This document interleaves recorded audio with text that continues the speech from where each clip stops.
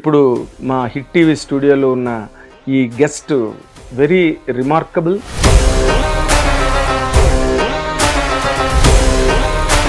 ఆయన ఇప్పుడు ప్రతినిధి 2 అనే ఒక సినిమాని డైరెక్ట్ చేసి 5 లక్షల కోట్లు తీర్చాలంటే ఎంత టైం పడుతుంది సార్? అభివృద్ధి ఉంటే అది ఎంతసేపు అబ్బా? అది ఎక్కడుంది సార్?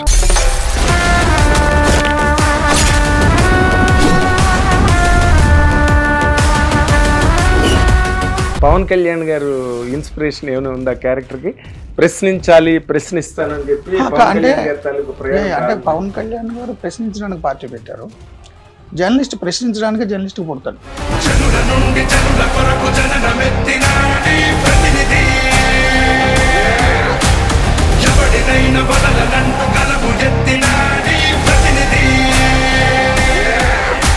ఒక 6 నాకేదో సినిమాకి వెళ్తున్నాను లేదా పని ఉందని బయటకు పోతే, ఒక 4 నీ చుట్టాలో నీ కులం వాళ్ళో లేదా నువ్వు డబ్బు ఇస్తేనో మందిస్తేనో నువ్వు వాళ్ళతో ఓటు వేయించేసుకుని ఆ 6 మీద కూడా ఎక్కి దిగుతావు. ఈ 4 మీద కాదు.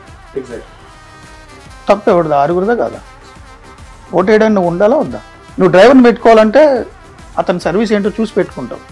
యాక్సిడెంట్లు చేశాడా, ర్యాష్ డ్రైవింగ్ అన్నీ చూసి పెట్టుకుంటావు. వంటని పెట్టుకోవాలంటే ఎలా ఉంటుందో పెట్టుకుంటావు. నీ కొడుకుని స్కూల్లో జాయిన్ అంటే ఆ స్కూల్ హిస్టరీ మొత్తం చూస్తావు. అరే మీ జీవితాన్ని తలరాసేవాడు నువ్వు చూడవా, పట్టించుకోవా? అసలు నీకు దేశం లేదా? తప్పు నీదే. ఒళ్ళు విరిచి బయటకు వచ్చి ఓటేయండి, లేదంటే చచ్చిపోండి. గ్రేటెస్ట్ ఎసెట్ మీ కెరీర్, అది క్వశ్చనింగ్ కెరీర్. ఆ కెరీర్ని అడ్డుపెట్టి సినిమా తీసారని అనుకోవడానికి అవకాశం లేదు. నాగేంద్ర సార్, నేను మీకు చెప్తున్నా, చంద్రబాబు కాదు మా బాబు ఆస్తులైనా వద్దన్నా సార్. నా బాబు నా తల్లి పెళ్లి చేసుకోమంటే నేను చేసుకోలే. నా పాలసీకి అడ్డొస్తే ఎవరు చెప్పి నిన్నాం. చంద్రబాబు చెప్తే సినిమా ఎందుకు చేయాలి? వార్తలు రాసే దానివల్ల మీరు దెబ్బలు తినడమో ఇంకోటో జరిగింది. మీకు డెత్ థ్రెటనింగ్ కూడా వచ్చింది. బట్ మీరు అప్పుడు కూడా మారాలనుకోలేదండి? నేను ఎలా ఉండాలి అలాగే ఉంటా సార్. ఈ కారణంగానే మీరు పెళ్లి చేసుకోలేదా? నీ చదువు, నీ సంధ్య, నీ ఫ్రెండ్స్, నీ ఆశయాలు, నీ కోరికలు, నీ వీక్నెస్లు, నీ ప్లస్ పాయింట్లు, నీ మైనస్ పాయింట్లు, నీ ఎమోషన్స్, నీకెంత గొప్ప ఇంకో వ్యక్తి కూడా అంతే. అవును, ఇంకో వ్యక్తి కూడా అంతే. తన జీవితం కూడా 25 ఏళ్ళు, తన చదువు సంధ్య, తన ఆలోచనలు, తన బ్రెయిన్, తన చుట్టాలు, తన అక్క చెల్లెళ్ళు, తన ఫ్రెండ్స్, తన వీక్నెస్లు, తన డ్రీమ్స్, తన సినిమాలు, తన కళలు, అలాంటి ఒక ఎంటిటీ నీతో కలుస్తుంది 25 ఏళ్లకు 28 ఏళ్లకు. వచ్చే 50 ఏళ్ళు అండర్ వన్ రూఫ్ మన ఇద్దరం ఒకేలా బతకాలి, నీకు నువ్వు నాకు నేను ఒక డాక్యుమెంట్ రాసుకోవడం, అగ్రిమెంట్. ఇది బూత్ అంటున్నా ప్రాక్టికల్గా ఈ రోజుల్లో. హిట్ టీవీ ప్రేక్షకులకు ఘనస్వాగతం పలుకుతున్నాయి. ఎందుకంటే ఘనస్వాగతం అని ఎందుకన్నానంటే, ఇప్పుడు మా హిట్ టీవీ స్టూడియోలో ఉన్న ఈ guest very remarkable and illustrious guest అని చెప్పాలి నేను. ఎందుకంటే ఆయన కెరీర్లో ఆయన ఎక్కి దిగిన ఎత్తుపల్లాలు కానీ, ఆయన ఈదుకుంటూ దాటి వచ్చిన సుడిగుండాలు కానీ మామూలుగా కావు. ఆయన జర్నలిజం కెరీర్లో గడిచిన 30 సంవత్సరాల్లో తనదైన ముద్ర, అంటే క్షేత్రస్థాయి నుంచి తీసుకుంటే ఈ రోజున ఒక మీడియా జర్నలిజంలో, పర్టికులర్గా ఎలక్ట్రానిక్ మీడియాలో తనదైన స్టాంపింగ్ని చాలా పర్ఫెక్ట్గా వేసి, మళ్ళీ దాన్ని ఫాలో అవని ఎవరు అవలేని రీతిలో కూడా దాన్ని ప్రాపగేట్ చేసిన ఒక ఛాంపియన్ ఈ రోజున మన స్టూడియోలో కూర్చున్నారు. అండ్ ఆయన ఇప్పుడు ప్రతినిధి 2 అనే ఒక సినిమాని డైరెక్ట్ చేసి రేపు త్వరలోనే రిలీజ్ కాబోతుంది ఆ సినిమా. ఆ సినిమాకి సంబంధించి ఆయన అనుభవాలు, జర్నలిస్ట్ కథతో చేస్తున్నారు కాబట్టి ఆ జర్నలిజంకి దీనికి రిలేటెడ్గా ఉండే ఆ ఫ్రిక్షన్ ఏంటి, ఫ్యూజన్ ఏంటి, ఈ సినిమాలో ఆయన ఏం ప్రజెంట్ చేశారో ఆయన తాలూకు అనుభవాల గురించి తెలుసుకోవడం కోసం ఆయన ఆహ్వానించాం. Let us welcome him with both the hands, with all the respect. Murthy గారు నమస్తే. నమస్తే sir. I love you for all your career. ఎందుకంటే అందరూ జర్నలిస్టులు అని చెప్పుకుంటారు, బట్ జర్నలిస్ట్ అని చెప్పుకోగలిగే అర్హత కొంతమందికే ఉంటుంది. అది మీకు 100% ఉన్నదని నేను నమ్ముతున్నాను. ఎందుకంటే నా కళ్ళతో నేను చూశాను కాబట్టి. నాకంటే చాలా సీనియర్ మీరు. 4 decades నుంచి జర్నలిజంలో ఉన్నారు. ఎన్టీఆర్, ఏఎన్ఆర్, చిరంజీవి గారు లాంటి వాళ్ళతో పనిచేశారు. Thank you sir. ఎందుకంటే ఇప్పుడు నార్మల్గా ఒక సినిమా మీడియాలో ఒక డైరెక్టర్లు, చాలామంది కొత్త డైరెక్టర్లు, యంగ్ డైరెక్టర్లు వస్తున్నారు, చాలా మంచి కంటెంట్తో వస్తున్నారు, మంచి ప్లెయిన్లో సినిమాలను ప్రజెంట్ చేస్తున్నారు. అంటే అది కూడా భయపడకుండా నిర్భయంగా తీస్తున్నారు సినిమాల్ని ఈ రోజున ఈ న్యూ క్రాప్ ఆఫ్ డైరెక్టర్స్ ఎవరైతే ఉన్నారో. కాకపోతే మీకున్న ప్లస్ పాయింట్, మైనస్ పాయింట్ 2 చెప్తాను. ఎందుకంటే జర్నలిస్ట్గా మీకున్న అపారమైన అనుభవం మీరు తెచ్చుకున్నది, అండ్ 2 యువతల cinema media. You have to present. And third most challenge is ఒక జర్నలిస్ట్ కెరీర్ని, ఒక జర్నలిస్ట్ క్యారెక్టర్ని మీరు ప్రజెంట్ చేయబోతున్నారు. దీంట్లో మీకున్న సాధక బాధకాలు ఇవన్నీ తెలుసుకోవచ్చా? Yeah sure. అంటే మీకు తెలుసు నేను జర్నలిజంలో చాలా కాలం నుంచి ఉన్నా. సో చాలా సినిమాల్లో పోలీస్ ఆఫీసర్ని కనిపించిన 4వ సింహం సాయి కుమార్ గారు వాయిస్తో అద్భుతంగా పోర్ట్రే చేసిన చాలా సినిమాలు వచ్చినాయి సమాజం. జడ్జిల్ని పోర్ట్రే చేసిన సినిమాలు చాలా వచ్చినాయి. ఎమ్మెల్యేలని, ముఖ్యమంత్రుల్ని పోర్ట్రే చేసిన సినిమాలు చాలా వచ్చినాయి. సో మన 4th ఎస్టేట్, సో శాసన, న్యాయ, అదేవిధంగా ఎగ్జిక్యూటివ్, 3 రంగాల్లో ఉన్న వాళ్ళని సమాజానికి హీరోలుగా పోర్ట్రే చేసి చాలా సినిమాలు వచ్చినాయి. జర్నలిస్టులు కూడా సినిమాలు వచ్చినాయి. బట్ నిజమైన జర్నలిజం, ఒక జర్నలిస్టు సొసైటీ మీద కన్సర్న్తో ఎలా పనిచేస్తాడు, కుటుంబాన్ని పక్కన పెడతాడు, తన సమస్యలను పక్కన పెడతాడు, తన ఫీల్డ్లో ఉన్నప్పుడు అమ్మకో నాన్నకో ఒంట్లో బాగాలేదంటే సడన్గా వెళ్ళిపోకుండా ఆ అసైన్మెంట్ చేసి వెళ్తాడు. సో సొసైటీ మీద చాలా కన్సర్న్తో పనిచేస్తాడు. నేను కూడా అలా పనిచేసిన కొలీగ్స్ని చూశాను, పని చేసాము కాబట్టి ఎంతో కొంత. సో నిజమైన హీరో జర్నలిస్టు అని చెప్పడం నా ఉద్దేశం ఈ సినిమా ద్వారా. ఓకే. అంటే నార్మల్గా మీరు చెప్పిన ఈ కంటెంట్ ఏదైతే ఉందో, క్యారెక్టర్ ఏదైనప్పటికీ కూడా స్ట్రిక్ట్గా ఎవరైతే వాళ్ళ ఆర్డర్ ఆఫ్ డ్యూటీని ఫాలో అవుతారో, ఈ can be A justice, chief justice, or he can be police officer, ఎవరికైనా ఈ ప్యాటర్న్ కామన్. అంటే దేనికి భయపడకుండా ఒక కుటుంబాన్ని కూడా పక్కన పెట్టి బంధాలని, అనుబంధాలని అన్నిటిని కూడా వృత్తే దైవం అని వెళ్ళిపోతారు. కామన్, నార్మల్ గా ఈ ప్యాటర్న్ కామన్. ఈ ప్యాటర్న్ లో మీరు జర్నలిస్ట్ గా మీరు స్పెషల్ గా ఏదో ఒకటి గెయిన్ చేసి తీరాలి. ఇప్పుడు మనం జస్టిస్ చౌదరి చూసాం, కొండవీటి సుబ్బారావు చూసాం, మొన్న చిరంజీవి ఠాగూర్ చూసాం. ఇవన్నీ రకరకాల సినిమాలు వచ్చినాయి. ఇప్పుడు what are you that you have really gained through this film? అంటే వాళ్ళు మీరు చెప్పిన ఏ శాసన, చట్ట, న్యాయ వ్యవస్థల్లో ఉన్నటువంటి అధికారులు, వాళ్ళకి నిజంగా అధికారులు ఉంటాయి, పవర్ ఉంటుంది. ఇప్పుడు ఎలక్షన్ కమిషన్ టీఎన్ శేషన్ వచ్చే వరకు ఎలక్షన్ కమిషన్ కానీ పవర్స్ ఉన్నాయని తెలియదండి. బట్ శేషన్ గారు ఎగ్జిక్యూట్ చేసిన తర్వాత అర్థమైంది. ఆల్ శేషన్ అని హిందీలో ఒక ఆర్టికల్ రాశారు అప్పుడు. కరెక్ట్. సో అలాగే చాలా మంది చీఫ్ జస్టిస్లు ఒకళ్ళు మంచి ఒకళ్ళు చెడు అని అంటలా, వాళ్ళకున్న అధికారాలని ఉపయోగించి సొసైటీకి మంచి చేయడం కోసం దేన్నైనా ఎదిరించగలిగే స్థాయి ఉన్నటువంటి రియల్గా పవర్స్ ఉన్నవాళ్ళు. మనది 4th ఎస్టేట్గా పరిగణిస్తారు కానీ మనకు అధికారాలు లేవు.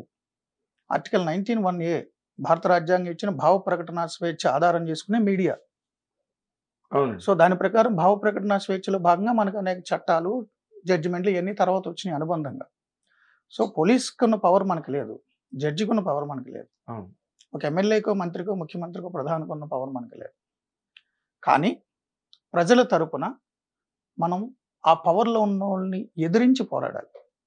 ఈ సందర్భంలో చాలా ఒడిదుడుకులు వస్తాయి, చాలా ప్రలోభాలు వస్తాయి, చాలా ఒత్తిళ్ళు వస్తాయి, చాలా థ్రెట్స్ వస్తాయి. వాటిని తట్టుకొని ఏకోన్ముఖంగా నువ్వు నీ బ్రెయిన్లో సంకల్పం ఎప్పుడు చెప్పుకున్నావు అప్పటి నుంచి ఆ అసైన్మెంట్ పూర్తి చేసే వరకు ఎక్కడ లో అవ్వకూడదు, డౌన్ అవ్వకూడదు.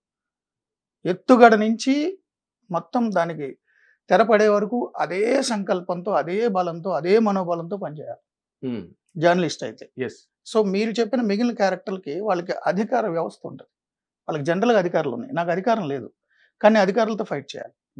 అది బాగా చేశారు. ఎందుకంటే వాళ్ళకి అన్ని పవర్స్ వాళ్ళకి ఉంటాయి, మనకి ఏమి ఉండవు, మనం వాళ్ళతో పవర్లో ఉన్న వాళ్ళతో ఫైట్ చేయాలి. ఇది ఇన్ జనరల్ గా ఇప్పుడు మీరు సినిమాగా డిపిక్ట్ చేస్తే తక్కువ క్యారెక్టర్లు నార్మల్ గా అంటే రాబిన్ హుడ్ లాంటి క్యారెక్టర్లు కానీ, లేకపోతే సమాజానికి ఎదురు తిరిగిన క్యారెక్టర్లు కానీ, వాళ్ళకి అవసరమైతే కొన్ని పాత్రల్ని లేపగలుగుతారు సినిమాలో. They can kill. అదే యాక్షన్ క్లైమాక్స్, అదే వైలెన్స్, అదే మాస్ అపీల్ కింద కాల్చుకుంటూ వెళ్ళిపోతారు. జర్నలిస్ట్ చేయగలడు ఆ పని, జర్నలిస్టులనే కాల్ చేస్తారు కావాలంటే. చాలా మంది జర్నలిస్టులు చచ్చిపోయారు సార్, చాలా మంది జర్నలిస్టులు చచ్చిపోయారు. వార్ జోన్లో రిపోర్ట్ చేసే జర్నలిస్టే కాదు సార్, మామూలు పల్లెల్లో ఇసుక మాఫియాని రిపోర్ట్ చేస్తున్న వాళ్ళు కూడా లారీ కింద తొక్కి చంపించారు. సో పల్లెల్లో కూడా జర్నలిస్టులు చచ్చిపోతున్నారు. నిజమైన జర్నలిస్టులు గురించి నేను మాట్లాడుతున్నాను. ఎగ్జాక్ట్లీ నిజమైన జర్నలిస్టులు నిర్భయంగా రాసేవాళ్ళు, ప్యాషన్తో, ఫీల్డ్ మీద ప్యాషన్తో, ప్రొఫెషనల్ మీద ప్యాషన్తో పనిచేసేవాళ్ళు పల్లెల్లో కూడా చాలా మంది చచ్చిపోతున్నారు. గ్రామీణ విలేకరులు చాలా మంది చనిపోయారు మనకు తెలుసు. ట్రాక్టర్లు ఇసుక లారీలు తొక్కేస్తున్నాయి సార్. తెల్లారేసరికి మనిషి డెడ్ బాడీ వస్తుంది, యాక్సిడెంట్ అంటున్నారు. సో ఇంకా వార్ జోన్ రిపోర్టింగ్ మీకు తెలుసు, ఉక్రెయిన్ వార్ జోన్ దాంట్లో రిపోర్టింగ్ చేసిన జర్నలిస్టుల జీవితాలు ఏమవుతాయి. సో జర్నలిస్టులు చచ్చిపోతున్నారు. ఇంకొకటి ఏంటంటే, నా సినిమాలో ఒక హీరో ఒక డైలాగ్ చెప్తాడు, ఇదే మీలాంటి ప్రశ్నే, నువ్వెందుకు చంపాలనుకున్నావు, ఎందుకు చంపావు అని పోలీసు అడిగితే, నేను ఎప్పుడు కూడా చెప్పాలనుకుంటాను, చంపాలనుకోను. అది కాన్సెప్ట్. నా హీరో చంపడు, చెప్తాడు. ఓకే, చావడానికైనా సిద్ధపడి చెప్తాడు, చెప్పి చచ్చిపోతాడు. అవసరం ప్రశ్నిస్తాడా చెప్తాడు సార్? సిస్టమ్ను ప్రశ్నిస్తాడు, అదే ఇప్పుడు పవన్ ప్రశ్న కళ్యాణ్ రూపంలో చెప్తాడు. పవన్ కళ్యాణ్ గారు ఇన్స్పిరేషన్ ఏమైనా ఉందా క్యారెక్టర్ కి? ప్రశ్నించాలి, ప్రశ్నిస్తానని చెప్పి పవన్ కళ్యాణ్ గారి తాలూకు ప్రయాణం అంటే పవన్ కళ్యాణ్ గారు ప్రశ్నించడానికి పార్టీ పెట్టారు. జర్నలిస్ట్ ప్రశ్నించడానికి జర్నలిస్ట్ పుడతాడు. సో రెండింటికి ఉండొచ్చు సంబంధం. అంటే ఆ ఇన్స్పిరేషన్ ఏమైనా మీకు ఈ క్యారెక్టరైజేషన్ లో ఈ రాసి అట్లా లేదు, అలా లేదు, ఏం లేదు. అలా లేదు. కాకపోతే నేనైతే ఇందాక అడిగిన దానికి, ఇప్పుడు ఎవరిదైనా అరణ్య రోదన లాగా కంఠశోష లాగా మిగిలిపోవడం తప్పితే, జర్నలిస్టులు న్యాయం కోసం పోరాడేవాళ్ళు, వాళ్ళు how can they bring a justice? తన క్యారెక్టర్కైనా ఒక జస్టిస్, లేకపోతే మీరు రాసుకున్న కథకు ఒక justice, unless and until you will end some character. అంటే మనం చెప్తే చెప్పి మీరు అన్నట్టుగా చంపాలనుకోలేదు, చెప్పాలనుకున్నాను. బట్ 100% వాడు దాన్ని అంతం చెయ్యలేకపోతే మరి వాడిది అరణ్యరోధనగా మిగిలిపోదా మీ సినిమా? అంటే నాగేంద్ర సార్, చెప్పడం అనేది శుతిమెత్తగా చెప్పడం, అటు ఇటు చెప్పడం, నెమ్మదిగా చెప్పడం, ఓకే, భయంగా చెప్పడం, చెప్పినట్టు చెప్పడం కాదు. నడి బజార్లో నగ్నంగా బట్టలు ఉడదీసి చెప్పేస్తాడు అవతలోడిని. నగ్నంగా నిజం నుంచి ఉంటే ఎలా ఉంటుంది? భయపడతారు. అలా చెప్తాడు నా హీరో. ఇక దాని తర్వాత ప్రజలకి ఆ స్థాయిలో వెళ్ళిపోయింది, అది ఎవడేం చేయలేడు. ఓకే, కొంచెం చెప్తే నన్ను ప్రలోభాలు గురి చేయొచ్చు, ఇది ఫేక్ అనొచ్చు, ఇది మార్ఫింగ్ అనొచ్చు. నగ్నంగా చూపిస్తా. అంటే మీరు నాకు చెప్తుంటే అంకుశల్ సీన్ గుర్తొస్తుంది సార్. రామిరెడ్డిని రోడ్డు పెడతాడు కదా రాజశేఖర్, నిజాన్ని ఆ స్థాయిలో చూపిస్తాం. ఓకే, ఇంకా అవతల వాళ్ళు కాదనడానికి లేదు, చేయడానికి లేదు. వాళ్ళంతటి వాళ్ళు తల ఎక్కడ పెట్టుకోవాలంతే. ఏది నేను చెప్పేది అక్రమాల అవినీతికి సంబంధించింది క్యారెక్టరైజేషన్ లో. ఎగ్జాక్ట్లీ. కానీ ఇప్పుడు మీ వరకు వచ్చేసరికి ఏమవుతుందంటే, మీరు దాదాపుగా చాలా నిర్భయంగా, నిస్సంకోచంగా, నిస్సందేహంగా మీరు చాలా విషయాల్ని నగ్నంగానే మీ ప్రోగ్రామ్స్ లో బయట పెడుతున్నారు, అన్ని చేస్తున్నారు. ఇప్పుడు ఎంత మీరు నగ్నంగా బయట పెడదాం అనుకున్నా ఒక 70% వరకు తీసుకురాగలుగుతారు. ఒక 30% ఎప్పుడు బ్యాలెన్స్, ఈవెన్ 40% ఆల్సో. ఇప్పుడు అలాంటివన్నీ మీకు తెలిసినవి బయట పెట్టలేనివన్నీ ఇప్పుడు ఈ సినిమాలో పెట్టారా? అంటే ఈ సినిమా ఫిక్షన్ అండి, ఈ సినిమా ఫిక్షన్. అయితే సమాజంలో జరుగుతున్న అక్రమాలు, అవినీతి, అకృత్యాలకు సంబంధించి నేను ఎక్కడెక్కడో చూసిన అన్ని కలిపి రాసుకున్నా. ఓకే, ఒక పర్టికులర్ రాశానంటే అది ఆ పర్టికులర్ పర్సన్కో, ఆ పర్టికులర్ సంఘటనకో సంబంధం లేదు. బట్ ఆ ప్యాటర్న్ ఏదైతే ఉంటుందో ఆ ప్యాటర్న్కి సంబంధించి అక్రమాలు, అవినీతి, రాజకీయాలు ఏం జరుగుతుందని రాసుకున్నాను. ఓకే. సో ఇవి నేను రిపోర్ట్ చేసినవే, నేను చదివినవే. అందుకే నేను కాకపోతే సేమ్ కాదు, ప్యాటర్న్ అలా ఉంటుంది. ప్యాటర్న్ అట్లా ఉంటుంది. అంటే ఇప్పుడు సినిమాటిక్ గా రాసుకుంటా. ఏదైనా సినిమాటిక్ గా, మహాత్మా గాంధీ సినిమా తీసినప్పుడు కూడా వాళ్ళు సినిమాటిక్ గా తీయక తప్పలేదు. 15 ఏళ్ళు రాశారు స్క్రిప్ట్. అవును, మహాత్మా గాంధీ స్క్రిప్ట్. ఎస్. ఇప్పుడు మీరు చేసే దాంట్లో ఏంటంటేనండి, ఈ మీరు వ్యక్తులకు ఎక్కడైనా కనెక్ట్ అవుతుందా, లేకపోతే మామూలుగా డిస్క్లైమర్ వేస్తారు కదా, ఇందులో పాత్రలన్నీ కేవలం కల్పితం, కాదు, నేను అలా రాయాల్సిన పని లేదు. డిస్క్లైమర్ డిస్క్లైమరు సొసైటీ లేదంటే యాక్ట్ నామ్స్ ఏమైనా ఉంటే నాకు తెలియదు. మీరు సీనియర్ ఫిల్మ్ జర్నలిస్ట్ 40 years నుంచి ఉన్నారు. సో ప్రతిదానికి ఆ డిస్క్లైమర్ ఇవ్వాలంటే వేస్తారు మా వాళ్ళు. బట్ నేను తప్పించుకోవడానికని ఈ పాత్రలు ఉద్దేశించినవి కాదు, కేవలం కలుపుతాలని రాసుకోవాల్సిన పని నాకు లేదు. ఎందుకంటే ఎవరిని ఉద్దేశించి కాదు, మీరు ఎవరు కూడా అలా రిలేట్ అవ్వరు. మరి ఎవరిని ఉద్దేశించకపోతే మీరు ఇష్యూస్ ఎట్లా ప్రజెంట్ చేస్తాను? ఇప్పుడు ఒక ఇష్యూ ఉంది సార్, ఒక ఇసుక మాఫియా ఉంది. ఆ ఇసుక మాఫియా ఎవరు, దాని వెనకాతలు ఉన్న పర్సనాలిటీస్ ఎవరు, దాని వెనకాతలు ఉండే పొలిటీషియన్స్ ఉంటారు కదా. ఇప్పుడు మీరు ఆ ఇసుక మాఫియాని మీరు ప్రెజెంట్ చేసినప్పుడు people will very easily identify that character అదే శాండ్ మాఫియా. నేనేమన్నా అంటే నా సినిమాలో శాండ్ మాఫియా లేదే, ఊరికే చెప్తున్నా. శాండ్ మాఫియా ఉందంటే మీరు ఒక పర్సన్ కాదు, ఇక్కడ 175 అక్కడ 119 అన్ని చోట్ల రిలేట్ చేసుకోవచ్చు. ఆ గోదావరి కృష్ణ పరివాహక ప్రాంతంలో ఉండున్న ప్రతి పొలిటీషియన్ రిలేట్ చేసుకోవచ్చు. ఒకటే పరిమితం కాదు. అవును, పొలిటికల్ సిస్టమ్ అలా తయారైంది, ఒక పార్టీకి సంబంధం అని కాదు. సో ఇప్పుడు ప్రజెంట్ పాలిటిక్స్ లో సార్ ఏ రంగంలో అయినా మంచి చెడు రెండు ఉంటాయి సార్. అవును, మంచి వాళ్ళు ఉంటారు, చెడు వాళ్ళు ఉంటారు. నేను జనరలైజ్ చేయను. Good and evil is very common. Yes, నేను జనరలైజ్ చేయను. బట్ జనరల్ గా మెజారిటీ రాజకీయాల్లో ఉన్న ప్రజాప్రతినిధులు సోర్స్ ఆఫ్ ఇన్కమ్ మద్యం, ఇసుక, కేబుల్, లేదంటే దందాలు, ఇవే కదా. సెటిల్మెంట్ ఇవే కదా. అవును, ఎక్కడైనా ఎవడైనా రిలీట్ చేసుకోవచ్చు. అదేలేండి, ఆ pattern common. Pattern common. Government ఏదైనా కావచ్చు, ఏ గవర్నమెంట్ అయినా కావచ్చు, ఏ పార్టీ అయినా కావచ్చు. సో మీ అబ్జర్వేషన్ లో, అంటే మేము మీడియాలో చాలా కాలంగా ఉన్నా, డైరెక్ట్ డైలీ జర్నలిజం లో నాకు కొంతవరకే నాకు రిలేషన్ పొలిటికల్ రిపోర్టింగ్ వైపు నేను కొన్నాళ్ళు ఉన్నాను. But my core competence is cinema.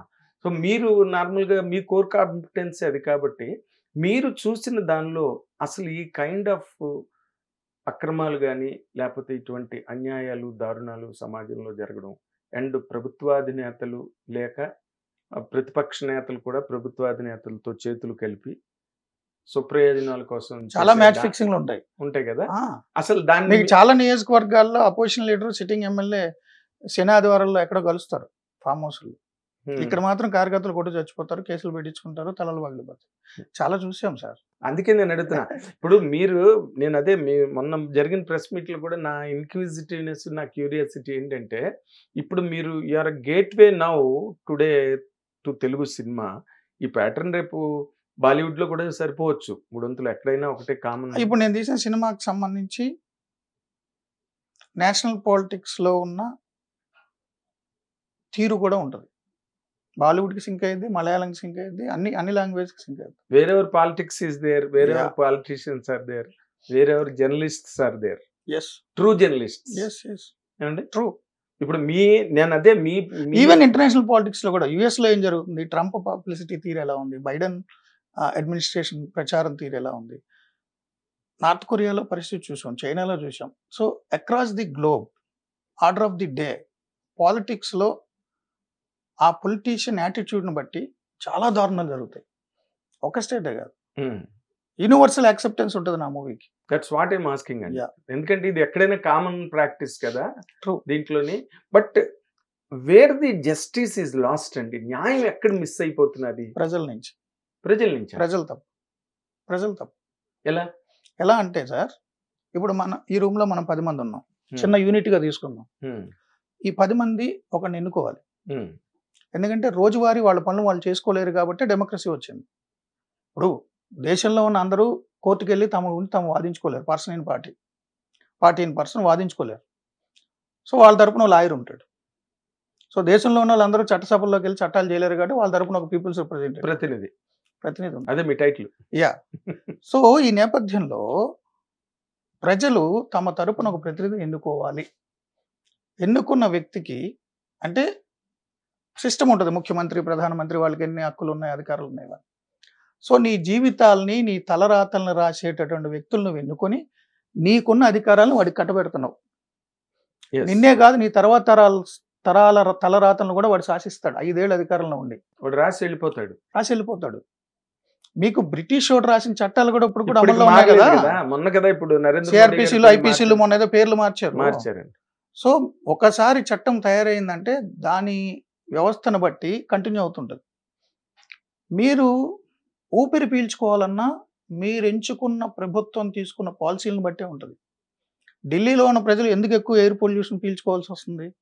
పక్కన పంజాబ్ వాళ్ళు ఎందుకు పొలాలు, చెరుకు తోటలు తగలబెడితే ఆ మసి అంతా వచ్చి, పొగ అంతా వచ్చి ఢిల్లీలో పడుతుంది? సో పొల్యూషన్ లెవెల్స్ ఎంత? పొల్యూషన్ లెవెల్ కంట్రోల్ చేయాలంటే ఏం చేయాలి? ఎవరెవరు ఏం చేయాలి? వెహికల్స్ నెంబర్లు మార్చి ఆదివారం ఇలా వెళ్ళాలి, సోమవారం ఇలా వెళ్ళాలి, ఈ వెహికల్ ఇలా తేవాలి, ఈ వెహికల్, ఈ రూల్స్ అన్ని పెట్టేది గవర్నమెంట్సే. మీరు తీసుకునే శ్వాసకి సంబంధించి నాణ్యతని కూడా డిసైడ్ చేసి దాన్ని కంట్రోల్ చేయాలంటే ఏం చేయాలో మీరు ఎన్నుకున్న రాజకీయ వ్యవస్థలను ప్రభుత్వం డిసైడ్ చేస్తుంది. అవును. మీరు ఏ స్కూల్స్లో చదువుకోవాలి, ఏ సబ్జెక్ట్స్ చదువుకోవాలి, ఉద్యోగాలు రావాలంటే ఎలాంటి కోర్సులో చదువుకోవాలి, ఇంజనీరింగ్లో మీకున్న వైద్యం ఏంటి పరిస్థితి, అదే ఇంకా మొత్తం కంప్లీట్. మీరు అదే. రాబిన్సన్ క్రూసో కాదు సార్. రాబిన్సన్ క్రూసో అయితే అక్కడ ఎడారిలోనో అడవిలోనో బతుకుతారు, ఎవరితో సంబంధం లేదు. బట్ ఆ ఎడారి అడవి కూడా ఏ ప్రభుత్వ పరిధిలోకి వస్తుందో వాడు కంట్రోల్ చేస్తే మీరు ఏం చేయలేరు. అదేలేండి. రైట్.